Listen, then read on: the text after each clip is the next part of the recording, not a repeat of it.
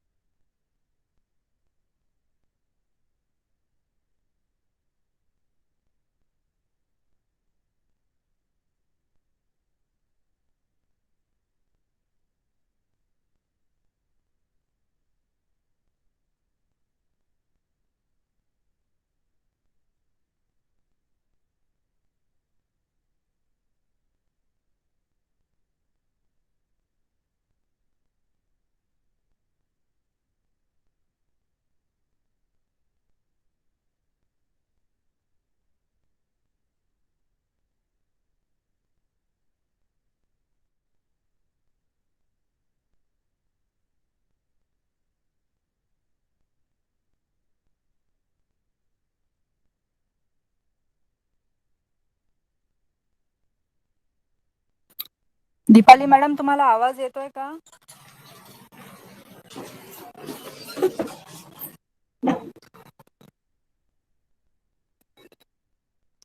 सगळ्यांना आवाज येतोय का माझा? जरा चॅटबॉक्स मध्ये लिहा students. Okay, thank you. Deepali madam, आपण ऑलरेडी 5 मिनिट्स लेट आहोत. Please start.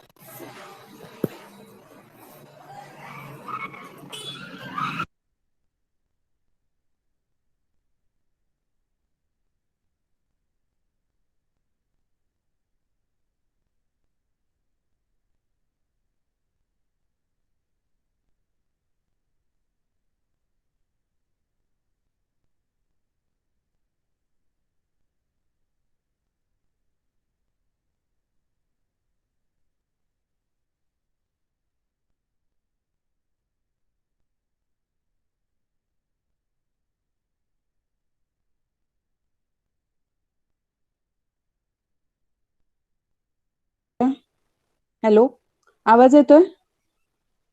हॅलो हॅलो, आवाज येतोय? हो मॅडम, आवाज येतोय तुमचा. सुरू करा हा क्लास. हा हा, ओके. आज आपण निबंध लेखन पाहणार आहोत. प्रत्येक वेळेला आपण निबंध लेखन पहिलीपासून अभ्यासतच असतो, पण तरी सुद्धा प्रत्येक वरच्या वर्गात जात असताना निबंधाचं स्वरूप आपलं बदललं पाहिजे. भाषा बदलली पाहिजे किंवा त्याच्या वरच्या स्वरूपाचा निबंध असला पाहिजे आपल्याला लिहित असताना नेहमीच. मागच्या इयत्तेपेक्षा ह्या वर्षीच्या निबंधाचा दर्जा मागच्या परीक्षेपेक्षा वरच्या दर्जाचा असला पाहिजे आणि निबंधाची मांडणी ही उत्तम असायला हवी. त्यातील विचारांची खोली ही चांगली हवी.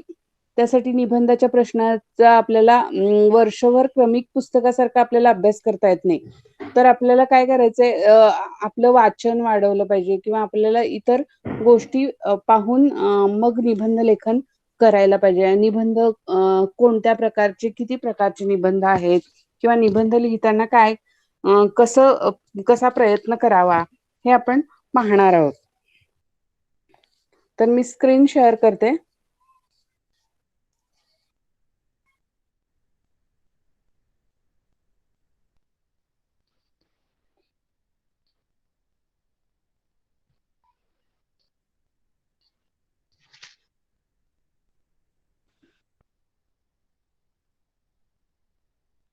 तर निबंध लेखन मराठी लेखन कसं करायचंय हे आपण बघणार आहोत या तासामध्ये. तर मराठी निबंधाचं लेखन करत असताना काय पद्धत आपण वापरली पाहिजे हे आता थोडक्यात बघणार आहोत.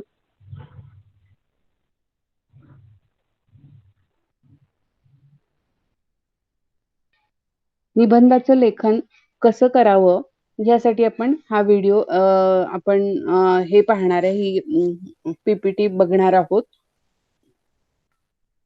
तर निबंध लेखन करायचं असेल तर सुमारे 300 शब्दात एका विषयावर निबंध लिहा.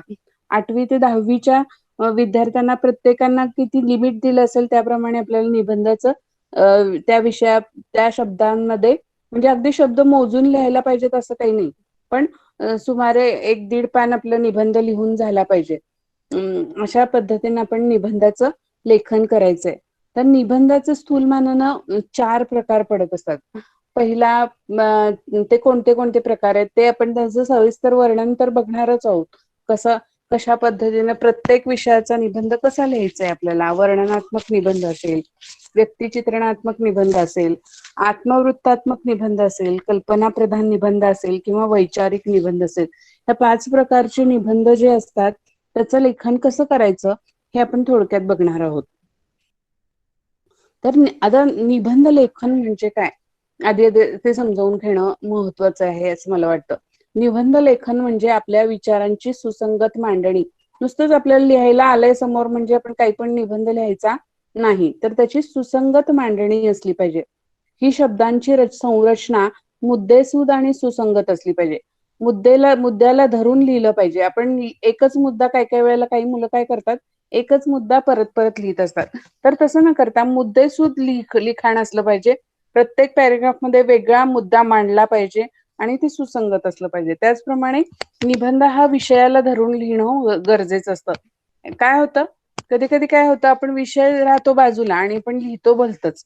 असं न करता विषयाला धरून लिहिलेला निबंध हा महत्वाचा असतो. आणि निबंध लेखन ही एक कला आहे आणि ती आपल्याला प्रयत्नांनी सहज साध्य करता येऊ शकते. त्यासाठी काय प्रयत्न केले पाहिजेत, हे निबंध लेखन करत असताना आपल्याला अगदी 12वी पर्यंत आपल्याला निबंधाचं लेखन करायचंय. 12वी किंवा मराठी स्पेशल शब्द सब्जेक्ट घेतला तर तुम्ही वरच्या अभ्यासक्रमात सुद्धा तुम्हाला निबंध लेखन करावं लागतं. छोट्या पद्धतीने आपल्याला एखादा विषय कसा मांडायचा हे आपल्याला निबंध लेखनातून आपल्याला समजू शकतो. त्यासाठी निबंध लेखन आपण कसं करायचंय ते आपण थोडक्यात पाहणार आहोत.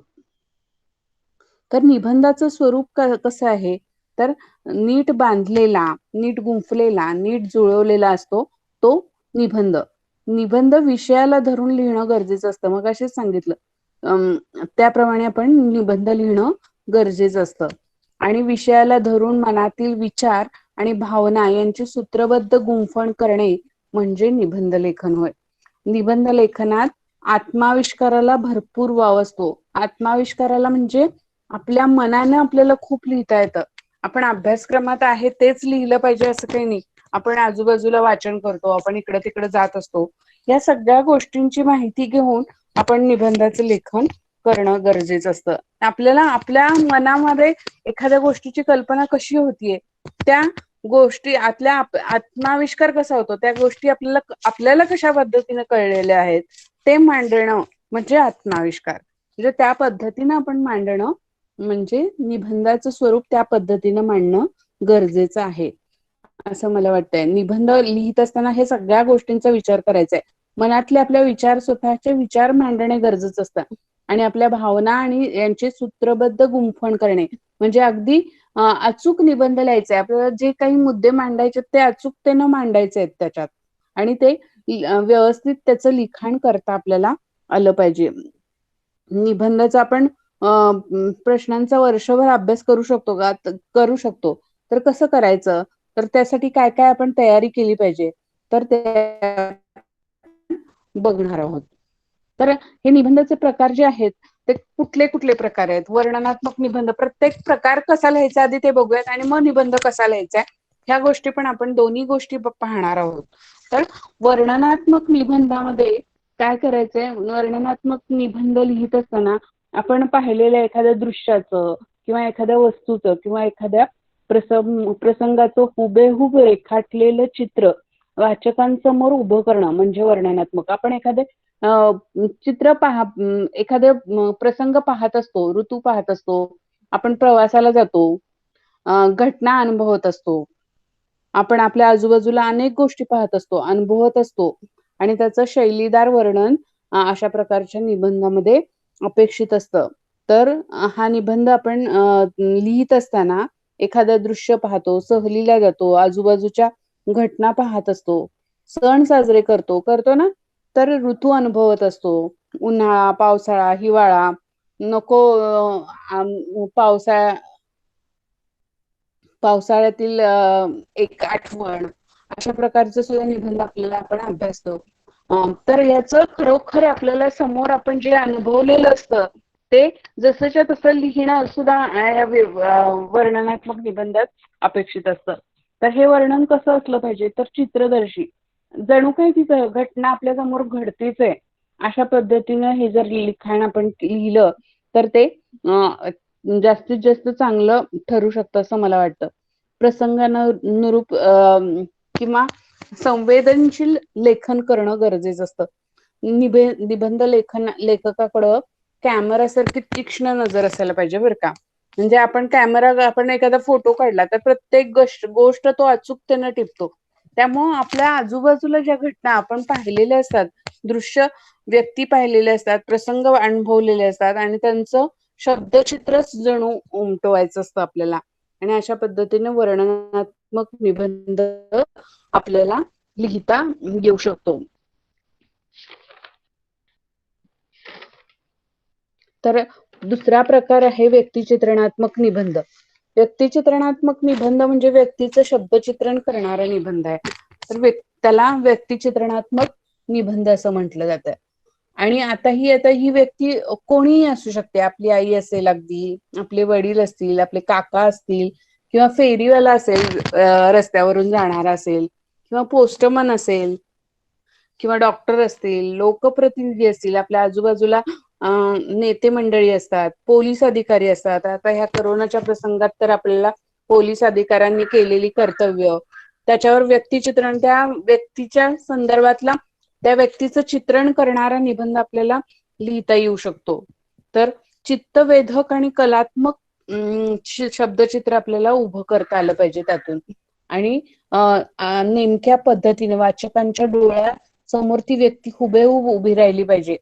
हुबेहूब शब्दचित्र असं निर्माण आपल्याला करता आलं पाहिजे. त्या व्यक्तीचं संपूर्ण जीवन चरित्र तपशीलवार लिहिला पाहिजे असं नाही, पण त्या व्यक्तीचे पेहराव कसा आहे, म्हणजे त्यांचा ड्रेस घालण्याची पद्धत कशी आहे, ते त्यांचा स्वभाव कसा आहे, त्यांच्या व्यक्तिमत्वाची वैशिष्ट्य काय आहेत. एखाद्या लोकांना काही सवय असतात आणि त्या चांगल्या सुद्धा असू शकतात. तुमचे शिक्षक असतील, माझे आवडते शिक्षक, असा सुद्धा व्यक्तिचित्रणात्मक निबंध लिहू शकता. तुम्ही रोज त्यांना पाहत असता, त्यांच्या तुम्हाला एखाद्या व्यक्तीचा, एखाद्या शिक्षकांचा तास खूपच आवडत असेल बघा, आणि तर त्या शिक्षकांचं वर्णन आपल्याला कसं करता येईल हे आपल्याला सांगता आलं पाहिजे. म्हणजे तो शिक्षक कसे आहे, ते शिक्षक कसे आहेत, त्यांचा पेहराव कसा आहे, म्हणजे ते त्यांचे कपडे कसे आहेत, नीटनेटकी राहणी असेल त्यांची. आता एखादे शिक्षक वर्गात आले की सगळा वर्ग चिडीचूप होतो, आणि सुरुवातच अशी जर आपण केली निबंधाची, आणि तर ते चिडीचूप होतं म्हणून त्यांना घाबरून आपण चिडीचूप होत नाही, तर आपण त्यांचा मान राखण्यासाठी चिडीचूप होतो आणि त्यांचे शब्द ऐकण्यासाठी उत्सुक असतो. म्हणून त्या शिक्षकाच्या समोर नतमस्तक होण्यासाठीच म्हणा थोडक्यात, आणि त्यांचे शब्द ऐकण्यासाठी उत्सुक असतो. त्यामुळे वर्गामध्ये शांतता पसरलेली असते, आणि त्यांचा विषय शिकवण्याची पद्धतच अशी असते की एकातून एक गोष्ट आपल्याला समजावून सांगण्याची त्यांची जी कला असते किंवा ढब असते, ते अतिशय सर्व मुलांनाच आवडून जाते. आणि कुणासाठी सुद्धा वाईट शब्द न उच्चारता हे शिक्षक आमच्यासाठी खूप प्रयत्न करतात. अशा पद्धतीनं आपण ह्या व्यक्तिचित्रणात्मक निबंधाची सुरुवात सुद्धा करू शकतो. हे सुरुवात सुद्धा आकर्षक वाटली पाहिजे निबंधाची. एखादा निबंध लिहित असताना आपण त्या निबंधामध्ये पूर्ण सामावलेलो आहोत, आपल्याला त्या मनापासून आपल्याला त्या गोष्टी वाटतायत, असं आपण निबंध लेखन केलं पाहिजे. व्यक्तिचित्रण हा मार्मिक शब्दांनी बहरलेलं आणि विचारांनी फुललेलं असलं पाहिजे. तर त्या व्यक्तिचित्र म्हणजे त्या व्यक्तीच्या माहितीचा तपशील लिहित बसायचा नाही आपल्याला, त्या व्यक्तीच्या व्यक्तिमत्वाचं, कर्तृत्वाचं आणि सुसंगत शब्दचित्रच उभं करायचंय, आणि ते मार्मिक शब्दांनी बहरलेलं असावं. अशा पद्धतीनं व्यक्तिचित्रणात्मक निबंध, व्यक्तिचित्रणात्मक म्हणजे त्याचं व्यक्तीचं वर्णन आपण केलेलं असतं, व्यक्ती प्रधान असतं, आणि चरित्रात्मक निबंध लेखन करणं आपल्याला गरजेचं असतं. अशा पद्धतीने आपण व्यक्तिचित्रणात्मक निबंध लिखाण करणार आहोत. अशा पद्धतीने मी तुम्हाला नंतर एक निबंध लिहायला सांगणारच आहे आणि तो मग निबंध आपण कसा लिहायचा, कुठल्या प्रकारचा लिहायचंय तुम्ही ठरवायचं. मी विषय देईन पाहिजे तर तुम्हाला आणि त्यातून तुम्ही निबंधाचं लेखन करायचं आहे. तर अशा पद्धतीने आपण निबंधाचं लेखन आपल्याला व्यक्तिचित्रणात्मक निबंध लिखाण करता येईल. आता पुढचा प्रकार जो आहे तो आत्मवृत्तात्मक निबंध. तर अशा प्रकारच्या आत्मवृत्तात्मक निबंध म्हणजे काय?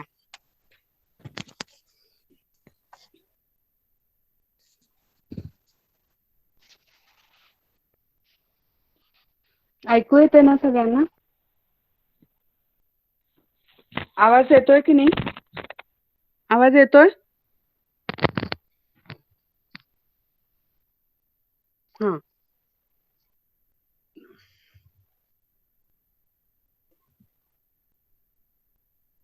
तर आपण निबंध लेखनाचा पुढचा प्रकार पाहणार आहोत. तो म्हणजे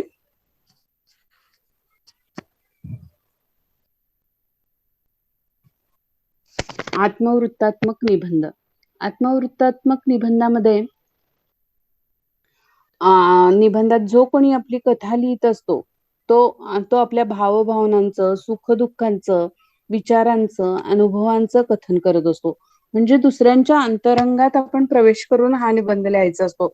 आत्मवृत्तात्मक म्हणजे मी एक झाड बोलतोय, एक झाड स्वतःच सुख दुःख आपल्याला सांगत आहे जणू काही, आणि त्याच्या भाषेत झाडच बोलत आहे जणू काही. प्रथम पुरुषी निवेदन आणि लेखन केलं पाहिजे. म्हणजे प्रथम पुरुषी लेखन म्हणजे त्याच्या मनातील शब्द आहेत जणू काही. अशा पद्धतीनं आपण आत्मवृत्तात्मक निबंधाचं लेखन केलं पाहिजे. तर अनुभवांचं तो आपल्या भावभावनांचं, सुखदुःखांचं, विचारांचं, अनुभवांचं कथन करत असतो. त्याच्या कडू गोड आठवणींचा तो एक रम्य पट असतो. मग हे आत्मकथ्य कथन कुणाचंही असू शकतं. मी नदी बोलतेय उदाहरणार्थ, मी रस्ता बोलतोय, भावना, सुख दुःख यांचं कथन करणं, कल्पनाशक्ती, नाट्यपूर्णता यांचा वापर केला पाहिजे. कल्पना हे प्रत्यक्षात नदी बोलत नसते किंवा रस्ता बोलत नसतं किंवा एखादं झाड बोलत नसतं किंवा एखादा पक्षी बोलत नसतो, पण आपण त्याच्यामध्ये प्रवेश केलेला आहे. मी तुमच्या वर्गामधला पहिला बेंच बोलतोय. मग तुम्ही वर्गामध्ये उड्या मारत असता, बेंचवर उड्या मारत असता, त्यानं 10 पिढ्या बघितलेल्या असतात. म्हणजे 4-5 पिढ्यातली लोक त्याच्यातून गेलेली असतात. ते दरवर्षीचे विद्यार्थ्यांच्या मध्ये कसा बदल होत गेला वगैरे हे तो बेंचच बोलतोय असं जणू काही आपल्याला सांगायला पाहिजे. अशा पद्धतीने आत्मवृत्तात्मक निबंध. मी नदी बोलतेय, नदी बोलत असताना तुम्ही किती कचरा टाकताय माझ्यात, मला हे आता सहन होईना झालंय. म्हणजे हे आपण बोलतोय, पण आपण लिहितोय, पण ते नदी बोलतीये असं आपल्याला दाखवायचं असतं तिथं. आणि त्यातून ते मग आपल्याला निबंध लिहिता येते. किंवा एखादं आईस्क्रीमचं मनोगत सुद्धा असं आपण अशा प्रकारचं निबंध लिहिताना त्याच्या तोंडून आलेले उद्गार हवेत. समजा मी सूर्य बोलताय असा निबंध लिहित असताना जणू काही सूर्य बोलत आहे आणि तो आपली सुखदुःख मांडत आहे अशी कल्पना करून निबंध लिहिणं अपेक्षित आहे. हा निबंध लिहित असताना एकवचनी भाषेत, म्हणजे मी स्वतःच बोलतोय जणू काही, स्वतःविषयी लेखन करणं म्हणजे आत्मवृत्तात्मक निबंध होय. तर निबंधात या प्रकारच्या निबंधात निबंधाला मनोगत किंवा कैफियत किंवा आत्मकथन अशा प्रकारच्या नावं योजली जात असतात. हा निबंध लिहिताना त्या व्यक्तीच्या अंतरंगात शिरावं लागतं. त्या व्यक्तीच्या अंतरंगात शिरून आपल्याला म्हणजेच परकाया प्रवेश करावा लागतो आणि त्यातून मग हा आत्मवृत्तात्मक निबंध लिहिला जातो. हे असे 3 प्रकार झाले. हे प्रकार तुम्ही लिहून ठेवा. पहिला प्रकार कुठला आहे? पहिला प्रकार, दुसरा प्रकार, तिसरा प्रकार. पहिला प्रकार हे वर्णनात्मक, दुसरा व्यक्तिचित्रणात्मक निबंध आहे, तिसरा प्रकार आपण आता बघितला तो आत्मवृत्तात्मक निबंध आहे. 3 प्रकारचे निबंध, वेगवेगळ्या प्रकारचे निबंध लिहिण्याची पद्धत जी असते ती वेगवेगळी असते. आणि ते आपण कसं लिहायचा निबंध, कुठले प्रकार असतात हे आधी समजून घ्यायचं. त्या प्रकाराप्रमाणे निबंधाचं लेखन झालं पाहिजे.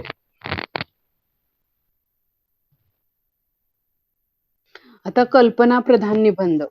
कल्पना प्रधान निबंधामध्ये कल्पनारम्यतेला प्राधान्य असतं, कल्पना विलास केलेला असतो. कल्पना प्रधान निबंधात कल्पना विलासाला महत्व असतं. तर सहज, सुंदर, वैविध्यपूर्ण आणि नवजीवन कल्पनांच्या उत्तुंग भराऱ्यांनी हा निबंध प्रकार नटलेला असतो. तर मी पक्षी झालो तर, तुम्हाला असं वाटेल की हा जर निबंध परीक्षेमध्ये आला तर हाच निबंध मी लिहिणार. पक्षी, मी पक्षी झालो तर मी वाऱ्यावर भराऱ्या मारत उडत जाईन, मी हे करेन ते करेन, असे एक 8-10 वाक्य आपल्याला नीट व्यवस्थित आठवतात आणि त्यानंतर आठवायचंच बंद होतं. मग अशा वेळेला काय करायचं असा प्रश्न. पण ह्या अशा कल्पना करण्याची सवय पण आपल्याला असली पाहिजे बरं का. आणि जर तसं आपण करत असेल तर तो वाचता क्षणी तो लिहायचा आहे आपल्याला निबंध असं वाटत असतं, पण वाचता वाक्य नंतर आपल्याला त्या कल्पना सुचणं बंद झालं तर मग अडचण होते. त्यासाठी विविध स्वरूपाच्या कल्पना करण्याचा सराव किंवा सवय आपल्याला असावी लागते. कल्पनाच्या दुनियेत रमणारी खूप मुलं असतात. आम्ही असं हे करू ते करू असं नुसतं कल्पना करत असतात, पण ते आपल्याला आपल्या विचारातून मांडता आलं पाहिजे.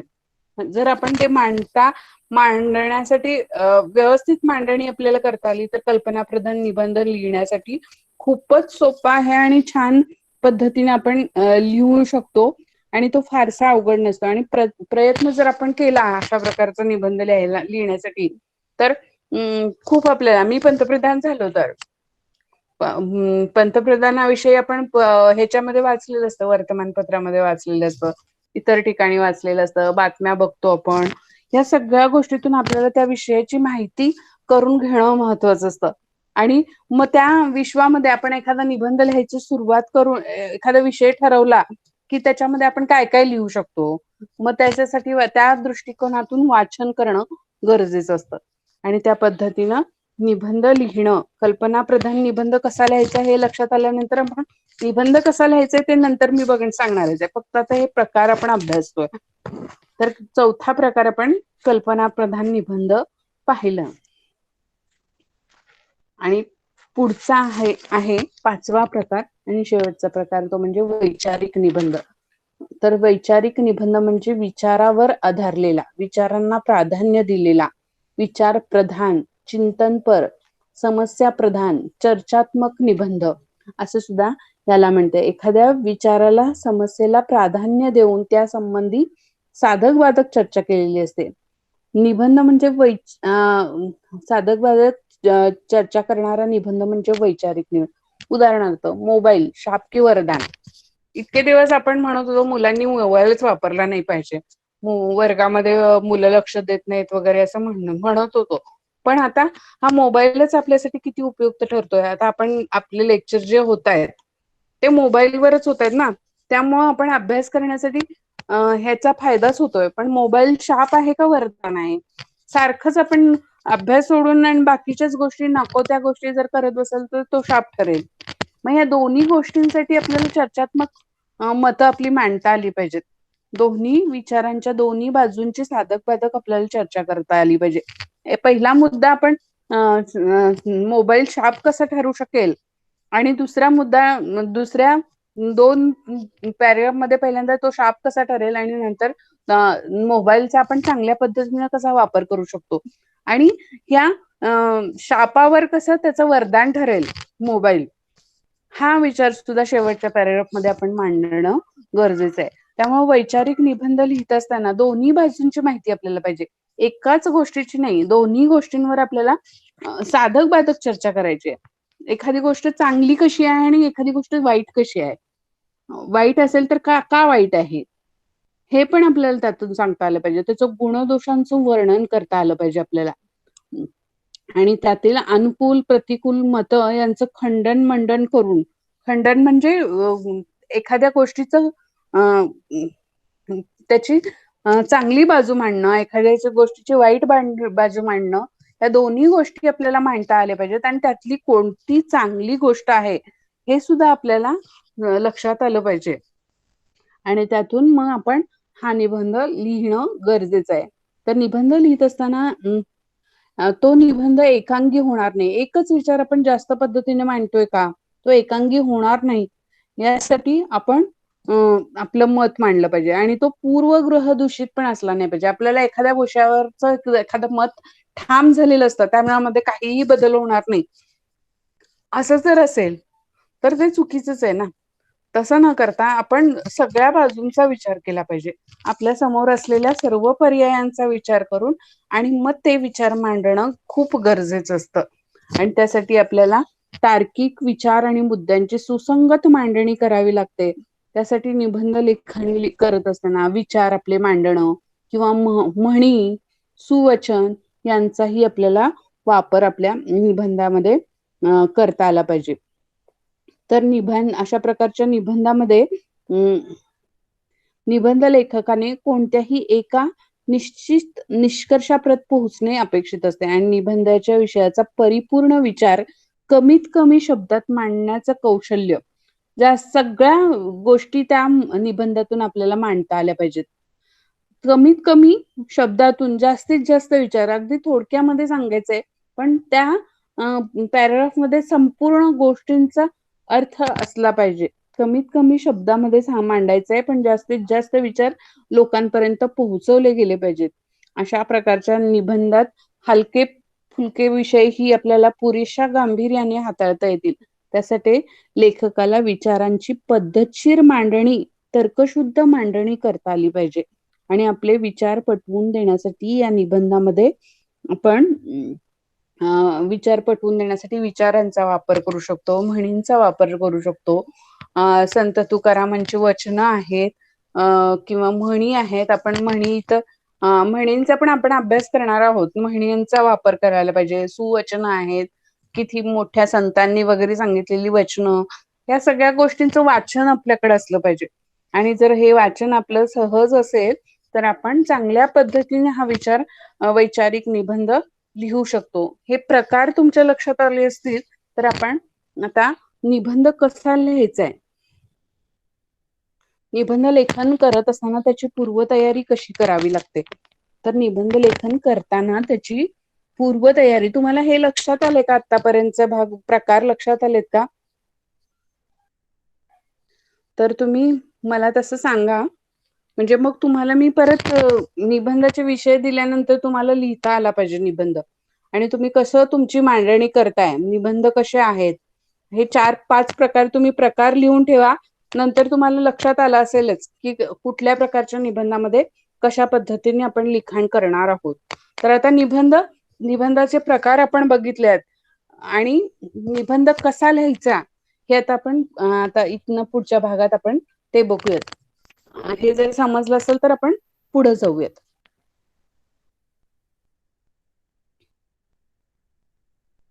तर निबंध लेखनाची पूर्वतयारी कशी करायला पाहिजे. तर निबंध लेखन आपण बघितलं, निबंधाचे प्रकार वगैरे बघितले. तर निबंध लेखन करायचंय आपल्याला, आता पूर्वतयारी काय केली पाहिजे. प्रत्येकाला निबंध लेखन करत असताना ना या सगळ्या गोष्टींची माहिती करून घ्याच तुम्ही. म्हणजे आपल्याला निबंध लेखन करताना अगदी 10 मार्काला वगैरे हा प्रश्न असतो आणि मुलांना लिहिणं सोपा असतो हा प्रश्न, पण तरी सुद्धा लिहायला टाळाटाळ करतात मुलं. कारण विचारच संकुचित असतात. काही वेळेला इकडं तिकडं वाचन नसतं केलेलं पण. आणि त्यासाठी सगळ्या गोष्टी कशी तयारी करावी, निबंध लेखन कुठलाही निबंध येऊ देत मला, आणि आपल्या पुस्तकातल्या विषयाच्या अनुषंगानेच निबंध आपल्याला विचारले जात असतात परीक्षेत. तर त्यासाठी आपले धड्यांचं वाचन तर नीट असलंच पाहिजे आपल्याला. तर एखाद्या पाणी वाचवा, किंवा एखादा पावसाळ्यातील एक दिवस, किंवा मी अनुभवलेली सहल, अशा प्रकारचे विषय आपल्याला निबंध लेखनामध्ये परीक्षेला असतात. आता करंट विषय असेल, करोना नंतर काय, करोना नंतरच जग कसं असेल, अशा पद्धतीने आता जे काही चाललंय हे त्याला अनुषंगून प्रश्न विचारले जात असतात परीक्षेमध्ये. त्या पद्धतीने तुम्हाला लिखाण करता आलं पाहिजे निबंध लेखनामध्ये. आता आपण आपल्या आजूबाजूला काय परिस्थिती, कोणाकोणाला करोना असताना काय काय करावं लागलं, डॉक्टरांची परिस्थिती कशी झाली, किंवा पोलीस पोलीस कर्मचाऱ्यांना काय काय कुठल्या कुठल्या कठीण प्रसंगांना फेस करावं लागलं, नर्सेस किंवा करोनासाठी लागणारे जे मुख्य माणसं होती, डॉक्टर असतील, त्याच्या नर्स असतील, पोलीस असतील, यांना खूप कष्ट करावे लागले. तर अशा पद्धतीने त्या आपल्या निबंधामध्ये त्याचा वापर आपल्याला कसा करता येईल. आपण आतापर्यंतची आजूबाजूची परिस्थिती अनुभवली. आता आपल्याला ह्या करोनामुळे असं ऑनलाईन शिक्षण घ्यावं लागतं. तर ऑनलाईन शिक्षण घेत असताना सुद्धा आपल्याला काही अडचणी असतात किंवा ह्या सुद्धा हा सुद्धा विषय ऑनलाईन शिक्षणातील चांगल्या वाईट बाजू ह्या गोष्टी सुद्धा आपल्याला सांगता येतील आपल्याला निबंधातून. अशा प्रकारचा कुठलाही विषय तुम्हाला विचारला जाऊ शकतो. मी तुम्हाला सांगणारच आहे विषय नंतर, हे झाल्यानंतर. तर अशा पद्धतीने निबंध लेखनाची पूर्वतयारी करत असताना जाणीवपूर्वक आपल्याला तयारी करावी लागते. त्यासाठी श्रवण, संभाषण, वाचन, लेखन, निरीक्षण, मनन, चिंतन, शब्दसंपत्तीचा विकास आणि लेखन सराव या सगळ्या गोष्टी महत्वाच्या आहेत. तर ह्या सगळ्या गोष्टी आपण एक एक मुद्दा यातला पाहणार आहोत. आता श्रवण करत असताना, श्रवण म्हणजे ऐकणे. ऐकत असताना कुठल्या कुठल्या गोष्टी आपण ऐकल्या पाहिजे, आपल्या विचारांमध्ये बदल होतील किंवा त्यासाठी आपण कोणत्या गोष्टींचं श्रवण केलं पाहिजे. श्रवण म्हणजे ऐकणे.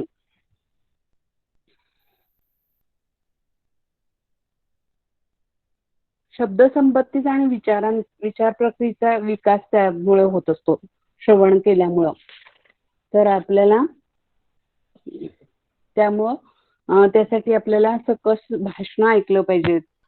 काय ऐकायचंय तर चांगली चांगली भाषणं ऐकता येतील, चर्चा ऐकता येतील, रेडिओ आणि दूरदर्शनवरील श्राव्य कार्यक्रम ऐकता येतील, आपल्याला वक्तृत्व स्पर्धामधील भाषणं ऐकता येतील. तर इंटरनेटवरील उपलब्ध असलेली उत्तमोत्तम व्याख्यानं ऐका, अर्थपूर्ण गाणी ऐका. गाण्यांचा सुद्धा वापर आपण एखादं कोटेशन म्हणून आपण त्याच्यासाठी गाण्यांचा सुद्धा वापर करू शकतो आपल्या लिहिताना. त्यामुळे चांगली चांगली मराठी गाणी सुद्धा असतात मराठी लिखाण करत असताना. तर अशा पद्धतीने आपण काय ऐकलं पाहिजे जेणेकरून आपल्या निबंध लेखनासाठी ते उपयुक्त होईल. तर दूरदर्शन ऐका किंवा श्राव्य भाषणं ऐका, श्राव्य कार्यक्रम ऐका. श्राव्य म्हणजे श्रवण करणे, श्रवण म्हणजे ऐकणे. श्रवण हा शब्द माहित नसेल तर लिहून ठेवा. श्रवण म्हणजे ऐकणे. इंटरनेटवर असलेले आपण युट्यूबवर बघतो वगैरे, तर त्या निबंध लेखनाचे व्हिडिओ सुद्धा तुम्हाला पाहायला मिळतील. तर अशा पद्धतीने कसा निबंध लिहायचा, कुठल्या प्रकारचा निबंध लिहायचा, तर ते आपण कशा प्रकारे लिहायला लागेल ते आपण ऐकणं गरजेचं असतं. आता संभाषणातून काय होतं, तर संभाषणातून भाषेच्या उपयोजनाची संधी मिळते. संभाषण म्हणजे आपण वर्गातल्या मुलामुलींशी बोललं पाहिजे. संभाषणातून आपल्याला भाषेचा उपयोग आपल्याला कसा करायचा आहे, उपयोजन म्हणजे भाषेचा वापर करत असताना तो कसा करायचा आहे हे आपण पाहणं गरजेचं असतं. तर शक्य होईल तेव्हा वक्तृत्व स्पर्धामध्ये भाग घ्यायला पाहिजे. परिसंवादामध्ये, चर्चेमध्ये, शाळेमध्ये वेगवेगळ्या स्पर्धा असतात ना, त्याच्यामध्ये भाग घेतल्यामुळं आपलं संभाषण कसं करायचंय हे आपल्याला लक्षात येईल आणि त्याचा उपयोग आपल्याला निबंध लेखनामध्ये करता येऊ शकतो. आणि आवडत्या विषयावर बोलायचं, आपल्याला एखादा विषय आवडतोय तर त्या विषयावर बोला ना. मग त्यामुळे आपल्याला काय होतं, आपलं कॉन्फिडन्स आपला वाढतो आणि त्यामुळं आपल्या आवडत्या विषयांबरोबर आपल्या मित्रमैत्रिणींशी बोलायचं, शिक्षकांशी बोलायचं. तुम्ही इथं मला सुद्धा काही प्रश्न विचारले तरी सुद्धा चालतील. तुम्हाला एखादा निबंध लिहायचा असेल, कसा लिहायचाय, का लिहायचंय त्याच्यामध्ये हे विचारलं तरी सुद्धा तुम्हाला मोकळेपणाने आपण त्याच्यावर चर्चा करू शकतो. तिथं व्यक्त आपल्याला होता आलं पाहिजे. त्यामुळं काय होतं की भाषेमध्ये सहजता येते. आपल्याला एखाद्याशी बाहेर गेल्यानंतर एखाद्या दुकानात सुद्धा आपल्याला जात असताना आपल्याला काय काय आणायचंय, त्या व्यक्तीशी कसं बोलायचं, काय बोलायचं, ह्या गोष्टी सुद्धा आपल्याला आल्या पाहिजेत. मराठी भाषा, आपण महाराष्ट्रातच राहतो पण आपलं काही काही मुलं घाबरतात बाहेर जाताना सुद्धा. असं नाही करायचं. आपण सहज आपल्याला सगळ्यांशी आपण बोलायची आपल्याला सवय असेल तर आपल्या भाषेमध्ये सहजता येईल आणि प्रवाहीपणा येण्यासाठी मदत होईल आणि तो निबंध लेखनासाठी अतिशय उपयुक्त ठरेल. त्यासाठी संभाषण करणं खूप गरजेचं आहे असं मला पण वाटतं.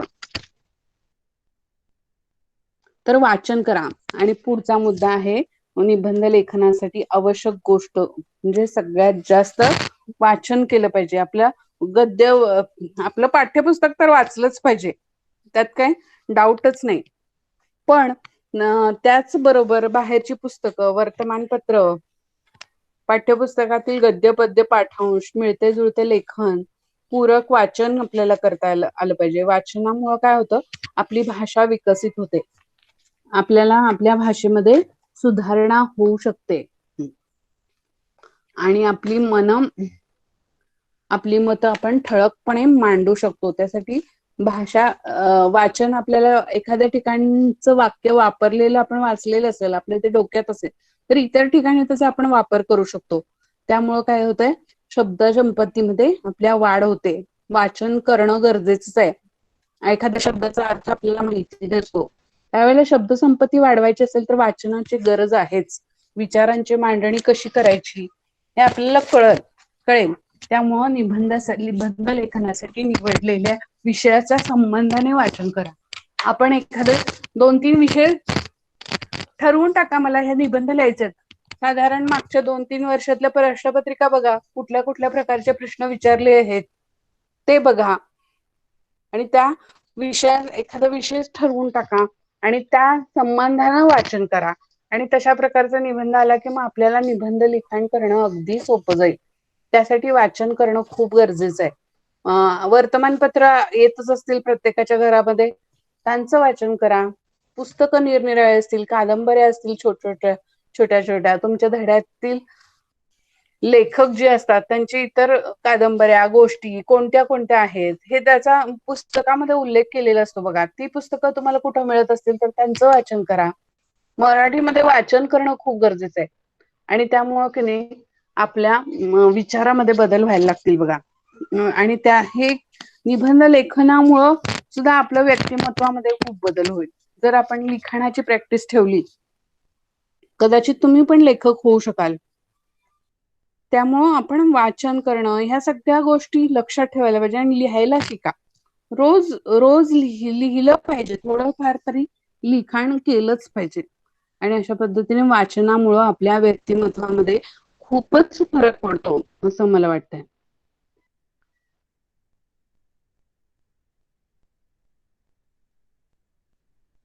तर लेखनामुळं काय होतं, आता लेखन म्हणजे तुमच्या वाचण्यात, ऐकण्यात जी माहिती, उपयुक्त माहिती आलेली असते, तुम्ही वर्तमानपत्र वाचत असाल किंवा आणखीन कुठली पुस्तकं जी वाचत असाल, तर ती चांगली तुम्हाला जी आवडलेली असेल ती माहिती लिहून ठेवा ना वहीमध्ये. लिहून ठेवल्यानंतर आपल्याला त्याचं ते परत कधीतरी चांगले एखादा शब्द, वाक्यरचना चांगली असेल, एखादा सुविचार असेल, एखादी म्हण असेल, ते लिहून ठेवा. तुम्हाला आठवत नसेल नंतर ते तुम्ही सारखं वाचन जर केलं तर ते तुमच्या कायमस्वरूपी लक्षात राहतं. त्यासाठी विषयांची सखोल माहिती लिखित स्वरूपात सतत जवळ ठेवणं आवश्यक आहे. ते तुमच्या निबंध लेखनाचं बीज भांडवल आहे. तुमचं निबंध लेखन लिहित असताना तुम्हाला आपण कुठंतरी पेरल्याशिवाय उगवणार नाही बघा.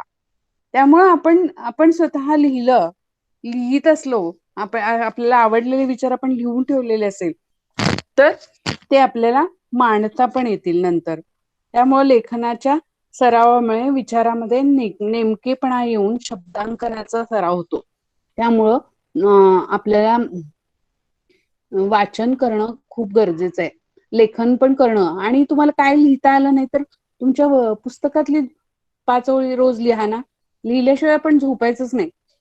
ह्या गोष्टींची जर सवय आपण ठेवली तर लिखाणामध्ये आपल्या त्याच्यामुळं काय होतं, शुद्ध लेखनामध्ये बदल होतो. आपला लिखाण आपलं चांगलं मांडलं आणि लिहिता येतं. आपण बघून लिहायचंय, त्यामुळं आपल्याला कुठला शब्द कसा लिहिलाय, त्यांना मात्रा, कान्हा, वेलांटी कुठली दिली आहे, या सगळ्या गोष्टी आपल्याला छान पद्धतीनं समजू शकतात. त्यासाठी लेखन करणं खूप गरजेचं आहे असं मला पण वाटतं. तर तुम्ही लेखनाची पण प्रॅक्टिस ठेवा, ह्या सगळ्या गोष्टी निबंध लेखनासाठी तयारी करायची आहे. जास्तीत जास्त मार्कासाठी हा प्रश्न आपल्याला परीक्षेत विचारलेला असतो आणि त्यामुळं त्या लेखनाची, निबंध लेखनाची तयारी आपल्याला करावीच लागेल. आणि जर आपण नेहमी जर हे प्रयत्न करत असेल, रोज रोज आपल्याला काही निबंध लिहायचा नाही, पण एक 4-5 वाक्य आपल्याला वाटतील तसे लिहून ठेवा ना. मग त्या गोष्टींचा तुम्हाला नंतर फायदाच होणार आहे.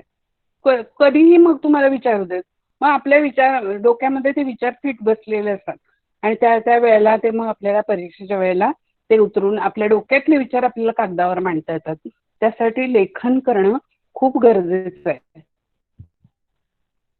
तर निरीक्षण सुद्धा केल्यामुळं आपल्या लिखाणामध्ये खूप सुधारणा होऊ शकते. निबंध लिखाणामध्ये आपल्या भोवती घडणाऱ्या घटनांचं बारकाईनं निरीक्षण केलं, आपल्या अवतीभोवती घडलेल्या गोष्टी, आपण रस्त्यातून जात असतो, इकडं तिकडं जातो, आपण एखाद्या प्रदर्शनामध्ये जातो, मंडईत जातो, रेल्वे स्टेशनवर जातो, ग्रंथालयात जातो किंवा उपाहारगृहामध्ये जातो आणि बाजारपेठेमध्ये जातो, सभा संमेलनामध्ये, अशा वेगवेगळ्या ठिकाणी आपण नेहमी जात असतो. आणि तर काय करायचं, तिथे गेल्यानंतर तिथली माणसं, त्यांचे संवाद कसे आहेत, त्यांच्या पेहराव कसे आहेत, म्हणजे त्यांचा पोशाख कसा आहे, त्यांच्या हालचाली कशा आहेत, हे सहजपणे आपण बघत राहायचं. आपल्याला नुसतं आपण आजूबाजूला जात असताना आपल्याला एखाद्याचा व्यक्तिमत्वाचं वर्णन आपल्याला करायचं असतं, त्यावेळेला आपण कसं करणार?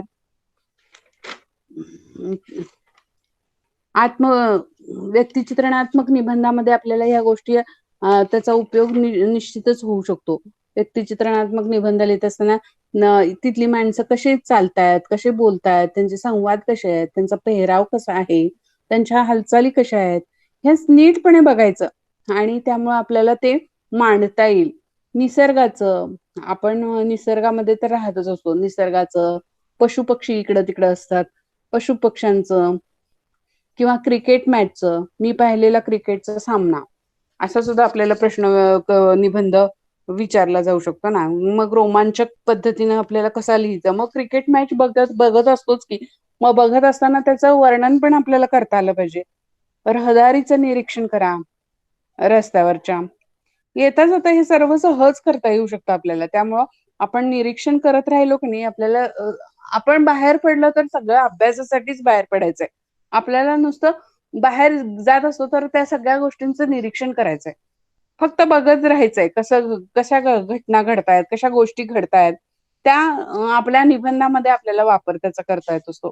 त्यांचा पोशाख असा, त्याचं एखाद्याचं व्यक्तिमत्व, त्यांच्या बोलण्याची ढब कशी आहे, एखाद्या गोष्टींचं वर्णन आपल्याला करायचं असेल तर त्यावेळेला आपल्याला निरीक्षण करणं हे सगळ्यात जास्त उपयोगी पडतं असं मला वाटतं. आणि विशेषतः वर्णनात्मक निबंधामध्ये आपल्याला या गोष्टी सुद्धा उपयोगी पडता येऊ शकतात. मी पाहिलेला क्रिकेट, पशुपक्ष्यांचं, मी गेलेल्या सहलीला गेलो, तिथल्या पशुपक्ष्यांचं वर्णन सुद्धा लिहिता येईल. मी पाहिलेला एखादा अजिंक्यतारा किल्ला किंवा एखाद्या किल्ल्याला रायगडचं दर्शन किंवा अशा प्रकारच्या ठिकाणी तुम्ही भेट दिलेली असते, त्यावेळेला त्याच्यावर निबंध लिहायला सांगितलेला असतो. त्यावेळेला तुम्हाला हे निबंध, आपण तिथं गेलो होतो, तिथं प्रत्यक्षात काय पाहिलं त्याचं निरीक्षण केलं तरी सुद्धा त्याचा आपल्याला लिखाणामध्ये वापर करता येऊ शकतो. अशा पद्धतीने आपण निरीक्षण सुद्धा आपलं बारकाईनं आपण केलेलं गरजेचं आहे. आता शब्दसंपत्तीचा विकास. तुम्ही शब्दाची संपत्ती मिळवा आणि वाढवा. तुमचे धडे अभ्यासक्रमातलं संपूर्ण वाचत राहायचंय. शब्दसंपत्ती वाचत असता एखाद्या शब्दाचा अर्थ कळत नसेल तर बघायचं, डिक्शनरीमध्ये बघायचं, नाही तर कोणाला शिक्षकांना विचारायचं. तुमचे शब्द श्रीमंत व्हा. शब्द श्रीमंतीचा अचूक आणि नेमका, योग्य आणि परिणामकारक वापर केव्हा आणि कसा करायचा याचं कौशल्य आत्मसात करा. समानार्थी शब्द असतील, पुस्तकातलेच बघा, समानार्थी शब्द असतील, विरुद्धार्थी शब्द असतील, एका शब्दाबद्दल अनेक शब्द असतील, अनेक शब्दाबद्दल एक शब्द असेल, तत्सम शब्द असतील, सुंदर वचन किंवा वाक्यप्रचार, म्हणी, काव्यपंक्ती, संस्मरणीय अवतरणे, अलंकारिक वाक्ये, छोटेसे चुटके इत्यादी संग्रह तुमच्याकडे असला पाहिजे. चिन्हांचा वापर योग्य ठिकाणी केला पाहिजे आपण. चिन्ह, प्रश्नचिन्ह कधी असेल, उद्गारवाचक चिन्ह कधी असेल, अशा प्रकारची वाक्यामुळे सौंदर्यता ज्यांना प्राप्त होत असते, अलंकारिक शब्द वाक्य, आपल्याला अलंकार वगैरे शिकायचं आहे आपल्याला ह्याच्यातून. त्या अशा एकच सलगपणे एखादे शब्द रचना आपण मांडत गेलो तर त्याचा काही परिणाम समोरच्यावर होत नाही. जर वेगळ्या प्रकाराने वाक्य आपण जर दुसऱ्यांसमोर मांडलं, उद्गारवाचक, किती सुंदर, खूप सुंदर आहे ती इमारत, असं आपण जेव्हा म्हणलं, हा हा किती सुंदर आहे ही इमारत, असं जेव्हा म्हणतो तेव्हा उद्गारार्थी वाक्य असेल ते. आणि त्याचा जर आपण आपल्या निबंधामध्ये वापर करायला असेल तर ते वाचणाऱ्याला सुद्धा छान वाटतं. त्यासाठी अलंकारिक वाक्य, छोटेसे चुटके असले पाहिजेत आणि इत्यादीचा संग्रह तुमच्याकडे असलाच पाहिजे. आणि त्यामुळं त्याचा वापर नेमका आपल्या निबंधामध्ये कसा करायचा हे आपण जाणून घेणं खूप गरजेचं आहे. आणि ह्या सगळ्या गोष्टींचा तुम्ही अभ्यास करा. बघा, तुम्ही नंतर विचार, मनन, चिंतन करा या गोष्टींवर. मी जे काही सांगितलंय तुम्हाला कोणालाही अवघड नाही गेला पाहिजे निबंध लिखाण करत असताना.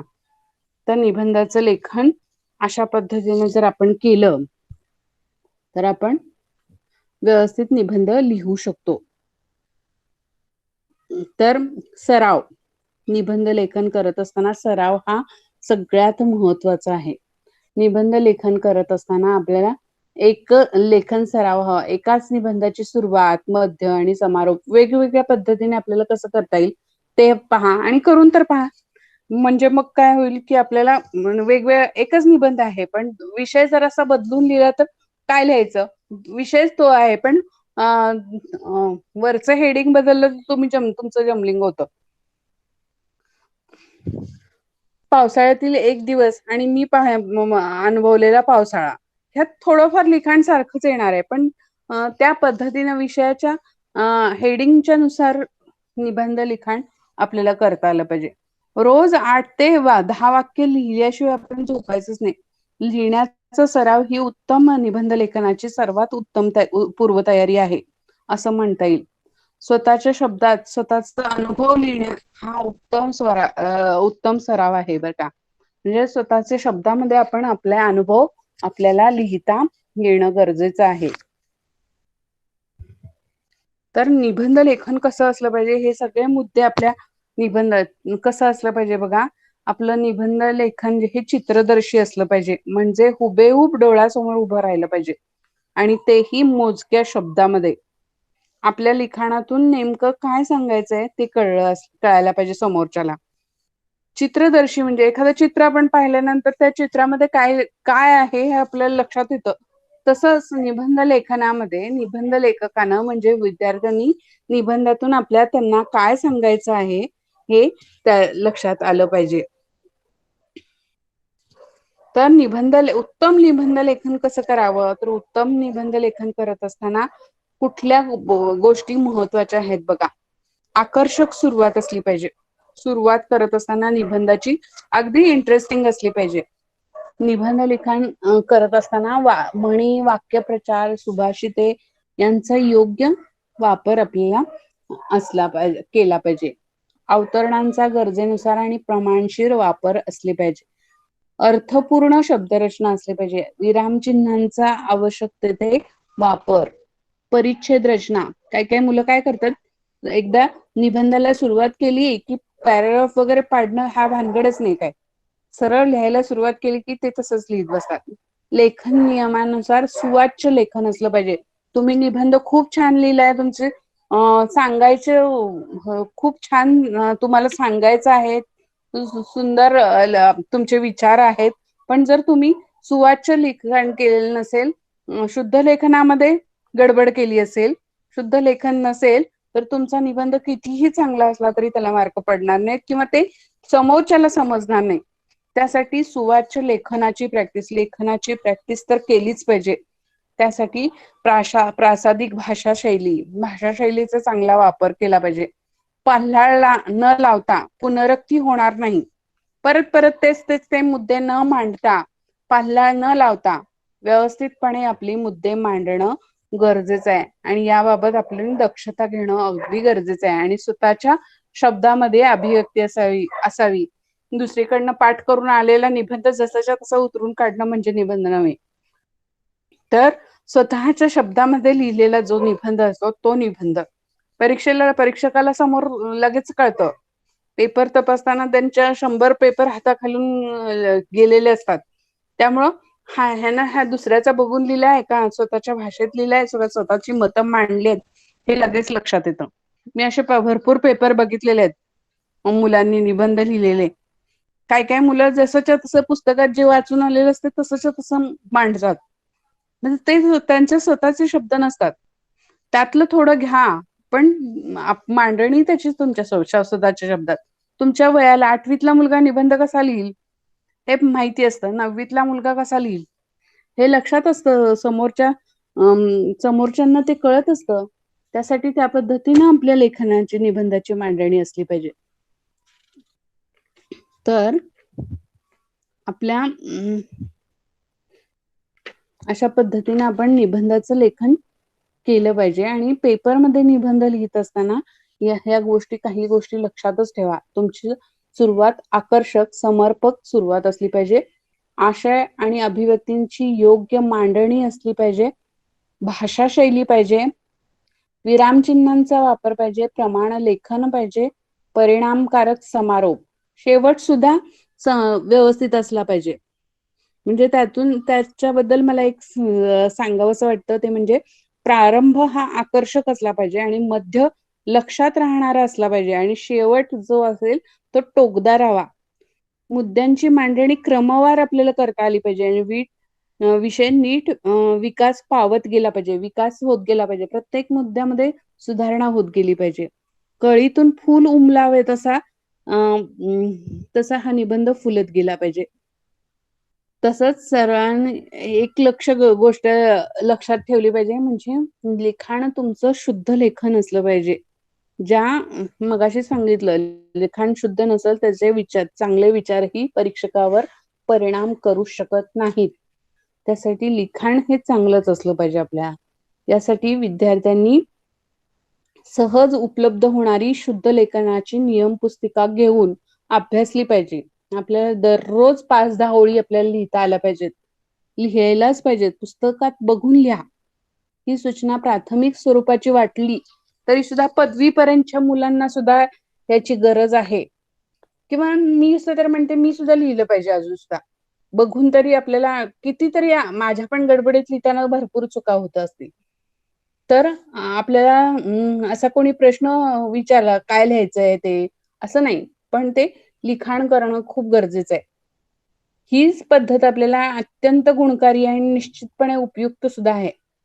असा अनेक शिक्षकांनी आपल्याला असं हे सांगितलेलं आहे आजपर्यंत. आपली मराठी आपली मातृभाषा आहे खरी, पण आपल्याला शुद्ध लिहिता येत नाही काही काही वेळेला. इंग्रजी शब्दांच्या स्पेलिंगकडे आपण लक्ष देतो, पण मराठीच्या शुद्ध लेखनाकडे आपण लक्ष द्यायला नकोय का? तर म्हणून स्थूल सूचना खास लक्षात घ्या. तुम्हाला तुमच्या परीक्षेत निश्चितपणे त्याचा उपयोग होईल. त्यासाठी आपण अशीच आशा करूयात आणि अशा प्रकारे आपण निबंध लेखन पूर्ण केले. माझे तुम्हाला 1-2 विषय मी लिहून देते आणि तुम्ही लिहून ठेवायचे. माझे आवडते शिक्षक, व्यक्तिचित्रणात्मक निबंध म्हणून आपल्याला लिहिता येईल. माझा आवडता ऋतू लिहून ठेवा.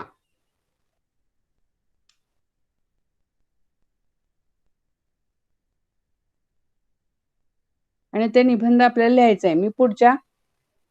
मी अनुभवलेली अविस्मरणीय सहल हा एक विषय लिहा. त्यातला एखादा विषय मी तुमच्याकडनं पुढच्या तासाला मी करून घेणारच आहे. कशा पद्धतीने निबंध लेखन केलं पाहिजे, एखादा निबंध कसा लिहिला जातो हे सुद्धा मी तुम्हाला पुढच्या तासाला दाखवणार आहे. लक्षात आलं का? सगळ्यांना समजलं का?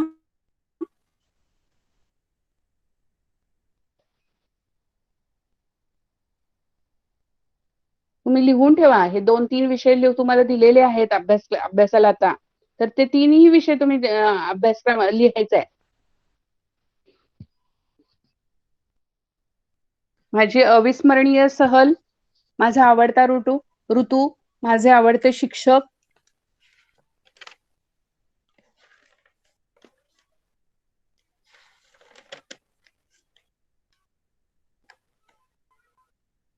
शेतकऱ्याचं मनोगत. विषय भरपूर आहेत आपल्याला. आत्ताच्या करंट काळात चाललेल्या करोना विषयीचा एखादा निबंध, करोना नंतरचं जग, तुम्हाला जे काही वाटत असेल ते लिहा. ते कुठे तुम्हाला कुठल्या पुस्तकात सापडणार नाही निबंध. तुमच्या पद्धतीने तुम्ही लिहा. मग नंतर आपण त्याच्यामध्ये काय मुद्दे अपेक्षित आहेत, काय लिहिणं गरजेचं आहे, हे आपण पाहणार आहोत पुढच्या तासाला.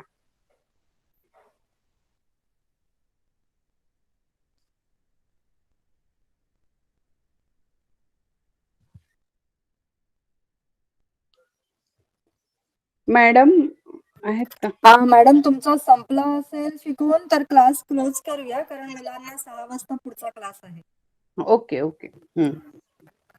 Okay, everybody, you can now leave for the next class. Thank you so much.